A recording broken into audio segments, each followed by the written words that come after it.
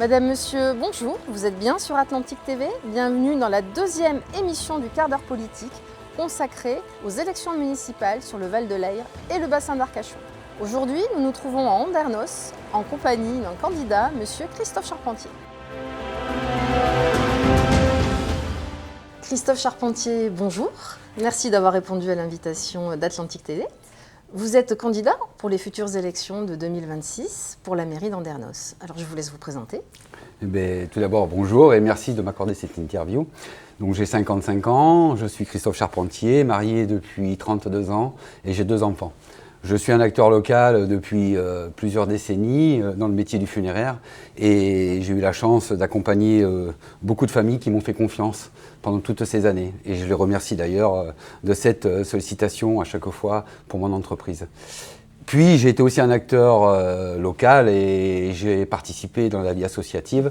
J'ai été président donc, pendant 6 ans d'un club d'entreprise qui s'appelle le CACBN, que j'ai créé et fondé avec un petit groupe d'amis, d'entrepreneurs il y a quelques années.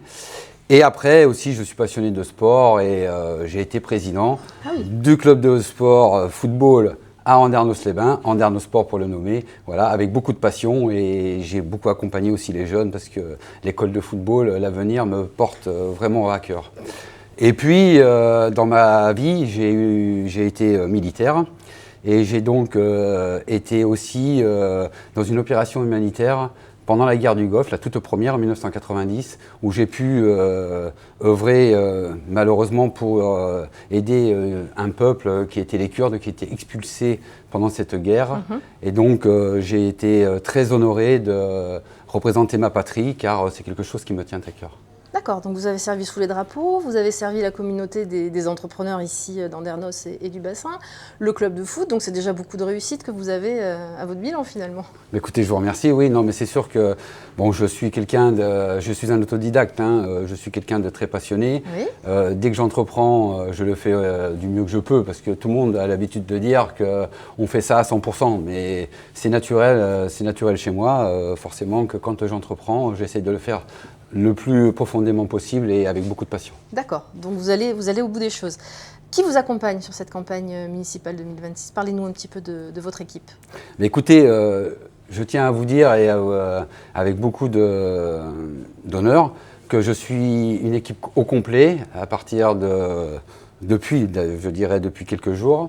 Donc 33 personnes, vous savez que voilà, vous savez que c'est pas du tout évident pour trouver des personnes qui soient convaincues, qui soient investies et j'en suis très très fier parce que nous sommes une équipe neuve.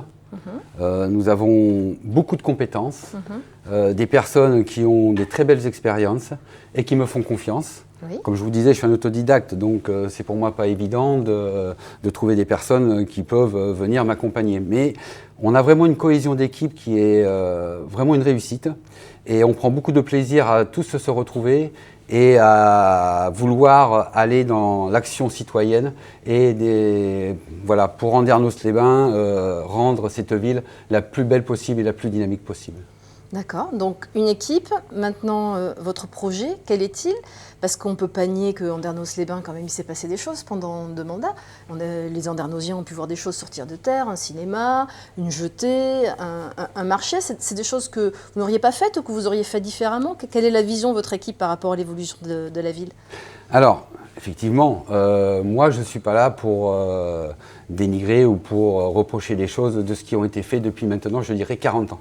Parce que même le maire historique, M. Peruzat, avant M. Rosaza, a fait aussi des belles choses, a fait que notre ville est aujourd'hui attractive et certainement, on peut le dire avec fierté, mais que c'est la ville majeure du Nord-Bassin pour ce qui est le loisir et certainement aussi le côté, je dirais, touristique avec notre rue piétonne et notre jetée et puis notre plage. Donc effectivement, tout ce qui a été fait a été bien fait et ça, c'est une évidence. Après, je voudrais dire que bon, pour ce qui est du cinéma, il était déjà prévu bien en amont. Donc le maire actuel n'a fait que activer et donc construire ce cinéma par rapport à déjà une volonté politique antérieure. Le marché, c'était inévitable, il fallait le refaire. Voilà. Donc après, chacun a sa vision architecturale, chacun a un petit peu son ressenti de comment on pourrait aménager un bâtiment public. En attendant, c'est un bâtiment qui plaît aux Andernosiens, c'est un bâtiment qui est fonctionnel, donc je ne vais pas le critiquer, il est très bien, voilà. Je l'aurais fait différemment, certainement. Vous l'aurez fait différemment. Voilà. Qu'est-ce que vous feriez d'autre de différent alors? Qu'est-ce qu'aujourd'hui, dans la manière de conduire une commune, dans la manière de manager une équipe, dans la manière de s'adresser à la population, qu'est-ce que vous ferez de différemment si vous êtes élu aux affaires en 2026? Bah, écoutez, déjà, il y a une chose qu'il faut savoir, c'est que moi, je représente un peu plus de dynamisme, de jeunisme. J'ai 55 ans, donc j'ai une vision, je dirais, de déployer la ville dans une ambiance différente. Parce que, effectivement, depuis ces quelques années, on le sent bien. Il y a un endormissement, on sent bien que la population recherche voilà, des activités. Moi, j'ai connu Andernos vraiment très active. Alors, ce n'était pas la même époque. C'est vrai que depuis le Covid, les mentalités ont changé. Mais déjà, redonner un dynamisme, un élan voilà, de renouveau, ça, c'est quelque chose qui me tient à cœur, personnellement.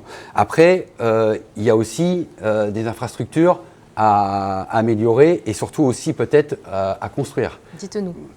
C'est compliqué de rentrer dans les détails parce que vous savez très bien que, bon, déjà il y a le temps et puis bon, notre programme est en finalité, il sera donc édité fin janvier et présenté à la population. Vous gardez le suspense. C'est quelque chose qui me tient à cœur. J'ai un projet d'investissement, de bâtiment, de construction que je veux tenir encore un peu dans le secret. D'accord, très bien. Pour ce qui est de la politique communale, vous avez eu des griefs, je crois, sur la transparence, sur l'accès aux comptes. Racontez-nous comment vous voyez les choses et qu'est-ce qui vous dérange et qu'est-ce que vous feriez différemment à cet égard? Alors, c'est vrai que les finances publiques sont quelque chose de très important. Bien sûr. Moi, je suis avant tout un entrepreneur, donc un gestionnaire. Donc, il est évident que voilà, avoir une bonne gestion, une bonne vision sur les finances, c'est primordial. On me parle souvent de dépenses ou d'investissements. Moi, personnellement, les dépenses de fonctionnement, il faudra les regarder, il faudra faire un audit. On a demandé donc officiellement d'avoir toutes les pièces, ça nous a été refusé. On a été obligé de faire appel à la CADA, qui est un organisme d'État qui nous a donné raison. Et donc on a reçu des documents, mais entre-temps, nous avons visionné 750 délibérations pour avoir l'approfondissement et les chiffres exacts. Donc aujourd'hui, on a un taux d'endettement qu'on ne connaît pas. On a des échéances sur les années à venir qu'on ose, où on a une vision. On sait qu'à l'horizon de 2034, il y a 52 millions d'euros à rembourser. Mais aucun chiffre réel. Donc la première chose que l'on fera, ce sera un audit des comptes. Parce que sans cet audit, on ne peut pas non plus promettre la lune. Donc, bien sûr que j'ai des projets d'investissement, bien sûr que j'ai des projets aussi d'amélioration. Il faut continuer aussi, bien évidemment, à entretenir les voiries. Nous savons que sur les budgets prévisionnels, il y a 16 millions d'euros de prévus pour les voiries jusqu'à 2030, 2032 à peu près. Et vous me parliez de l'AGET tout à l'heure. L'AGET, il est prévu 11 millions d'euros, là, actuellement, pour la rénover. Est-ce que ce sont des enjeux majeurs? Il faudra l'étudier parce qu'il y a certainement d'autres priorités à faire, dont aussi, ce qui revient souvent, c'est aussi le taux de la taxe, des taxes foncières ou des impôts, qu'il faudra peut-être regarder. On ne peut rien promettre parce qu'aujourd'hui, les dotations de l'État vont réduire énormément. Alors, on vient de nous annoncer que l'État allait retirer 5,4 milliards d'euros aux collectivités. Donc, il faudra qu'on regarde. Certainement que dans tous les budgets prévisionnels, ces dotations étaient sûrement anticipées. Si les Andernosiennes et Andernosiens me font confiance, il faudra bien que je regarde les comptes ou qu'on regarde les comptes pour pouvoir voir l'avenir et les investissements à venir. Comme vous faisiez dans vos entreprises, en quelque sorte. Disons gestion que, prudente. Vous savez, quand on est entrepreneur, on a que du pragmatisme. Il y a deux bases, c'est de moins dépenser que ce qu'on gagne et puis de surtout essayer de vendre plus cher que ce qu'on achète. Voilà. Donc, donc recettes, dépenses, équilibre. Très bien. Être maire, c'est aussi être actif dans les intercommunalités. Andernos est dans la Coban. Le futur maire sera certainement vice-président aussi du CIBA, du CIBA-Arval. Le CIBA, parlons-en, le CIBA est responsable des eaux usées, du traitement des eaux usées, des investissements lourds sont attendus. Ça impacte forcément l'augmentation de la population, l'augmentation des constructions. Quelle est votre vision, vous, justement, en matière d'urbanisme, et quelle place, quelle tonalité comptez-vous comme ça apporter au CIBA si vous êtes élu en... C'est une très très bonne question, parce que c'est quelque chose qui me tient à cœur avec mon équipe. Il y a une sururbanisation. C'est une évidence. Aujourd'hui, nous avons 163 000 habitants sur le bassin d'Arcachon. Nos réseaux sont saturés. Ils sont saturés. Effectivement, on ne peut pas lutter contre une urbanisation et contre des projets de construction. Il y a beaucoup de propriétaires privés, mais on a des solutions. On peut, avec quelques moyens, sur des terrains ou sur des situations un petit peu bien stratégiques, préempter, voilà, pour trouver des logements aidés, ce qui est très important pour nos générations, surtout les jeunes aujourd'hui qui sont en difficulté de logement.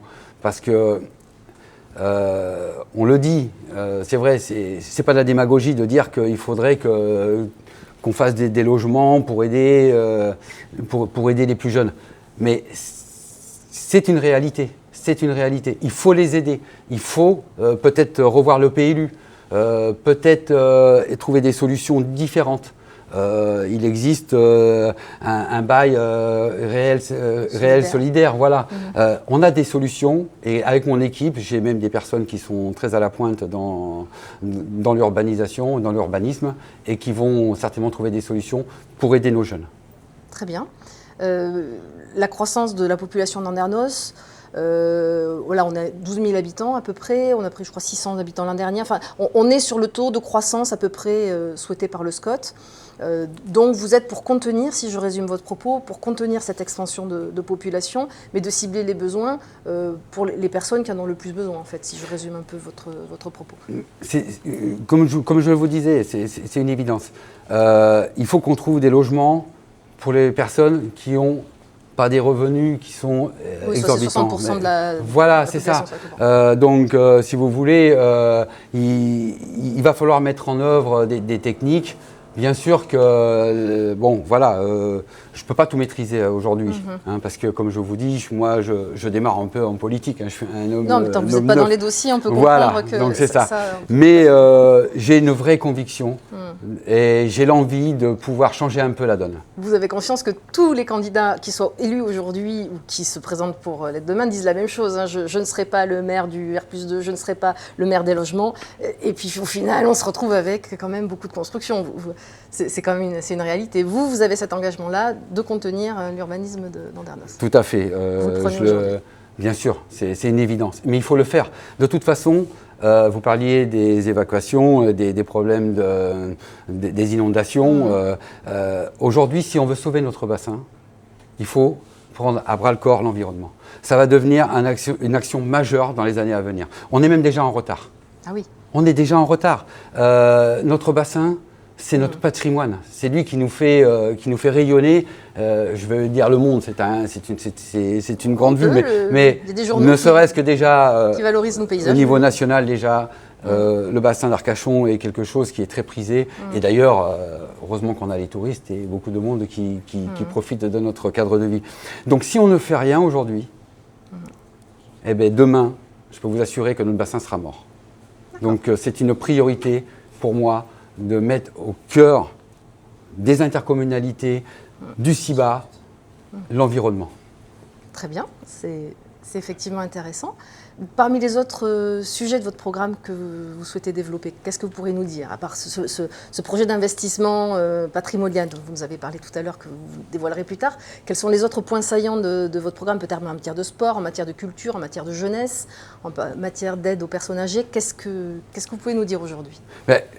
Là, À l'instant T, nous avons 6 défis qui sont importants et que nous sommes en train de dévoiler et que nous avons déjà communiqué par l'intermédiaire de notre conférence de presse. Mais bon, il y a des enjeux majeurs comme la citoyenneté, remettre le citoyen au cœur des décisions. Aujourd'hui, au conseil municipal, le dernier du mois de juin, il y avait 13 personnes qui n'étaient pas présentes, donc sur 33 ou 14 mêmes personnes. Donc il n'y a plus cette envie ou je dirais cette présence d'être proche du citoyen. Moi, je m'engage aujourd'hui que chaque organisme, que ce soit des organismes professionnels comme les ostréiculteurs, comme les artisans et les commerçants, à les recevoir au sein de la mairie régulièrement pour prendre des décisions. Et quand on prendra nos décisions, on les prendra ensemble autour de la table et ils repartiront de cette réunion avec un oui ou un non, mais ça sera actif. Et pareil pour des citoyens engagés. Alors je ne vais pas demander à tous les citoyens d'Andernos au quotidien, mais un citoyen engagé qui est responsable, qui a des convictions, que ce soit sur l'environnement ou sur des associations, ils auront notre écoute. Et ça, je m'y engage. Et bien c'est sur cet engagement fort que nous allons clôturer cet entretien. Je vous en remercie. Mesdames, Messieurs, à très bientôt sur Atlantique TV. Les 15 et 22 mars prochains seront un rendez-vous majeur pour notre ville, confrontée aux grands enjeux sociaux, démocratiques et environnementaux. Mon équipe, très impliquée dans la vie associative, s'engage sur des valeurs fortes. Le travail, la solidarité, la rigueur, la fidélité à l'identité andernosienne. Notre projet pour Andernos-les-Bains, une ville référence, durable, sécurisée, inclusive, solidaire et saine financièrement. Un projet innovant, dynamique, cohérent et financé répondra aux grands défis pour assurer l'avenir de notre ville. C'est la feuille de route qui fixe le cap de notre action pour les 6 années à venir. Je peux vous assurer que notre détermination et notre mobilisation au service d'Andernos-les-Bains seront sans faille. Ce projet, nous en serons collectivement les garants. Je sais que vous saurez vous saisir de cette dynamique pour faire la ville ensemble. Ce défi, c'est le mien, c'est le vôtre. Rien ne se fera sans vous. C'est la base de notre contrat moral avec les Andernosiennes et les Andernosiens. Ce qui fait notre ciment, c'est notre destin commun. À nous tous de construire cette nouvelle société où chacun trouvera sa place. C'est le challenge qu'avec mon équipe, je vous propose de relever pour les 6 prochaines années. Soyons ensemble pour demain.